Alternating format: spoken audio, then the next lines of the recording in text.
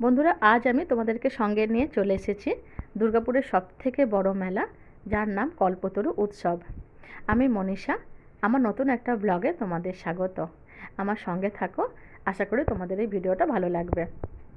এটা এমন একটা মেলা যেখানে কি বিক্রি হয়নি।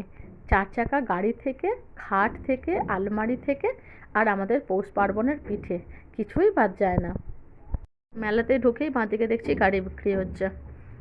যেহেতু আজকে রবিবার ছুটির দিন, তো আমরা জানতাম যে প্রচুর ভিড় হবে। তারপরে আজকে একটা স্পেশাল অফার দিয়েছিল যে 1 ঘন্টা সমস্ত রাইডে বিনামূল্যে সবাই চড়তে পারবে, মানে 1 থেকে 12 বছরের বাচ্চারা। তো সে কারণে আরও বেশি ভিড় হয়েছে।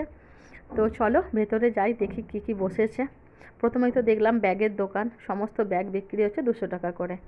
আর আমার মেলাতে যাবার মেন উদ্দেশ্য হচ্ছে বাসনপত্র কেনা। আমার এরকম সবজি কাটার বোর্ড ছিল না। তো অনেকদিন ধরে ভাবছিলাম যে একটা সবজি কাটার বোর্ড নেব আর একটা ছুরি নেব। তো তারপরে এখানে দেখলাম এই 100 টাকা করেই বোর্ডগুলো বিক্রি হচ্ছে। আমি অনলাইনেও দেখেছিলাম এগুলো 110 টাকা, 120 টাকা করে।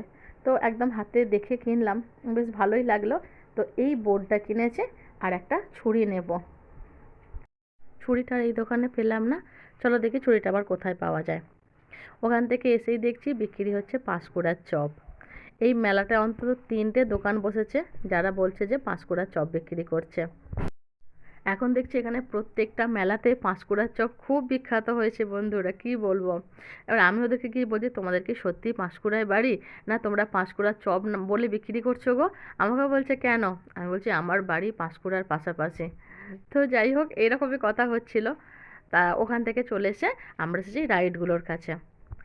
প্রত্যেক বছর আমি এই বড় ইলেকট্রিক নাগরদোলার কাছটা এসে দাঁড়াই, ভিডিও করি, ব্যাস ওতেই আমার আনন্দ।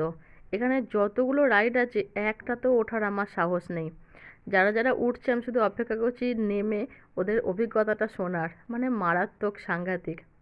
তারই মাঝখানে এই সুইমিং পুলটা কি সুন্দর করেছে দেখো। বাচ্চাগুলো কিন্তু এই ঠান্ডার মধ্যেও খুব সুন্দর বোটিং করছে। বেশ একটা ছোট্ট জায়গাতে অনেকটা জল দিয়েছে আর কচি কচি বাচ্চাগুলোকে নামিয়ে দিয়েছে। ওরা এখানে খুব সুন্দর করে বোটিং করছে। ঘুরতে ঘুরতে খিদে পেয়ে গেছে স্বস্তিকের পিৎজা দেখে। ওখানে পিৎজা খেলাম।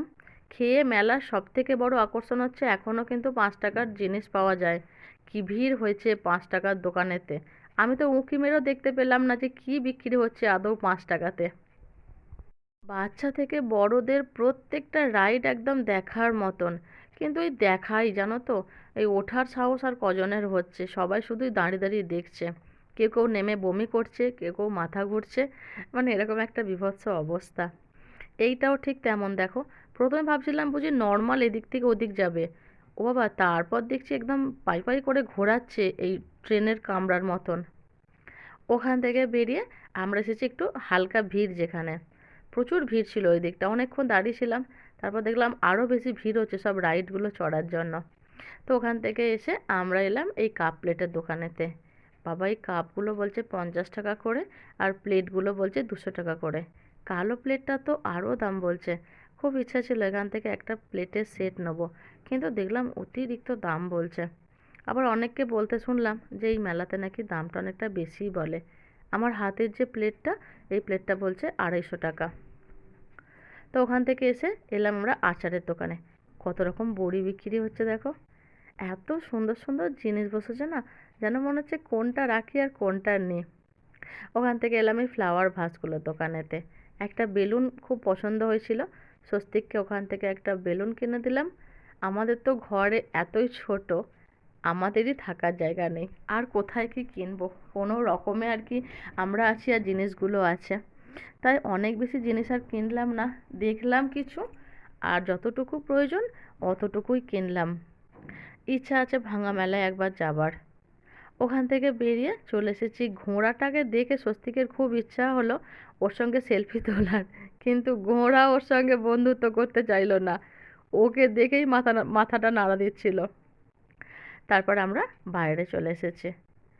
বাইরেটা এত সুন্দর আলো দিয়ে সাজিয়েছে, পুরো এলাকাটা একদম আলোয় ভরে গেছে। আর এত বড় জায়গা নিয়ে মেলাটা হচ্ছে, মানে তুমি যদি পুরোপুরি মেলাটা ঘোরো তো তোমার সময় লেগে যাবে 1 ঘন্টা, এত দোকান বসেছে। আর বাইরে তো পুরো ব্ল্যাঙ্কেটের দোকানে ভর্তি হয়ে গেছে। মেলায় ঘুরতে ঘুরতে অনেকটাই রাত হয়ে গেছে। এবারে আমরা বাড়ি ফেরার জন্য অটো ধরেছি। বন্ধুরা, আমার এই ভিডিওটা তোমাদের কেমন লাগলো অবশ্যই জানিও।